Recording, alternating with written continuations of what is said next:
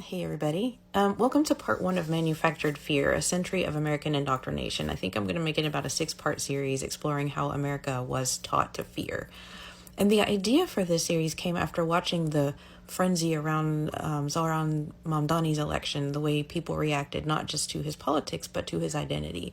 A Muslim man open about his faith and his democratic socialist values, daring to imagine a government that serves people over profit. And yet for some, that was enough to brand him dangerous, right? And I couldn't stop thinking, like, where does that come from? This reflexive terror of anything that sounds unfamiliar, collective, and foreign. Why do we cling so hard to fear as if it were proof of our patriotism? So I wanted to take a deeper dive into the indoctrination of the American mind, into how this country was carefully, deliberately taught to fear, how we turned fear into virtue and propaganda into a kind of gospel truth. And our story doesn't start with McCarthy. It starts in 1917 when workers in Russia overthrew their monarchy and built something unthinkable, a government of the poor. For the first time in modern history, kings and capitalists saw what it might look like when the people realized their own power. And America, land of the rich and nervous, panicked, right? The headlines came fast, Red Menace, Bolshevik infiltration, plots against the Republic. Newspapers painted a picture of a country under siege, not from armies abroad, but from its own working class. In 1919, when a handful of anarchists mailed crude bombs to politicians, it was all the excuse the government needed. So Attorney General A. Mitchell Palmer declared a crusade. So raids swept through the cities. Immigrants were dragged from boarding houses in the middle of the night. Labor organizers were jailed without charge. Thousands were deported for the crime of believing the world could be fairer. And the public cheered, right? Because fear sells faster than facts. It always has. They called it national security, but it was really something older, something simpler, a test. Could Americans be made to fear one another enough to stop asking who actually held the power? And that answer was yes.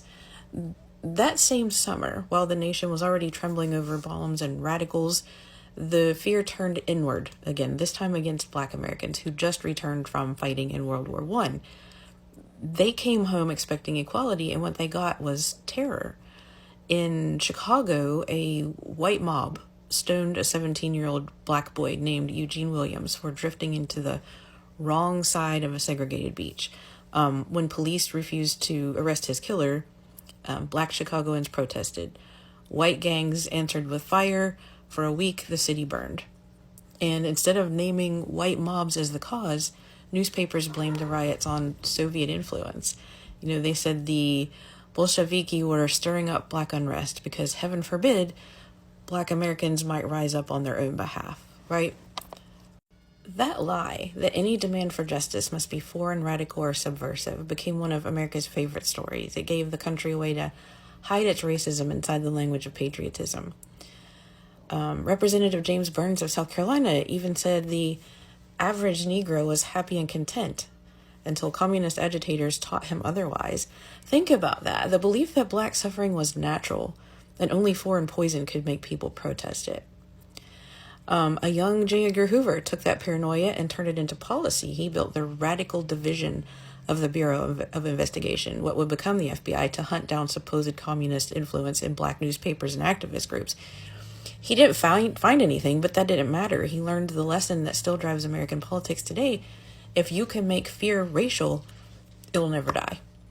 Because the Red Scare was never just about communism. It was about control of workers, of immigrants, of Black citizens, of anyone who dared to imagine a world beyond hierarchy, right? So by the 1920s, the panic cooled, but it didn't die. It smoldered under the surface, buried beneath flapper dresses and jazz records, waiting for the next crisis, the Great Depression, a new war, the atom bomb. Each one would feed it, shape it, sharpen it.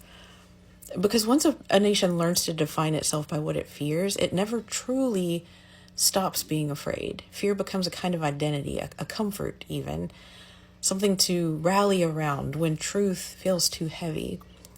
And that identity, that fusion of capitalism, God, and flag, that's what the next generation will inherit.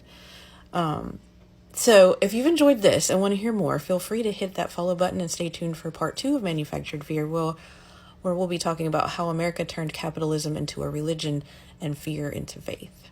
All right, guys, take care.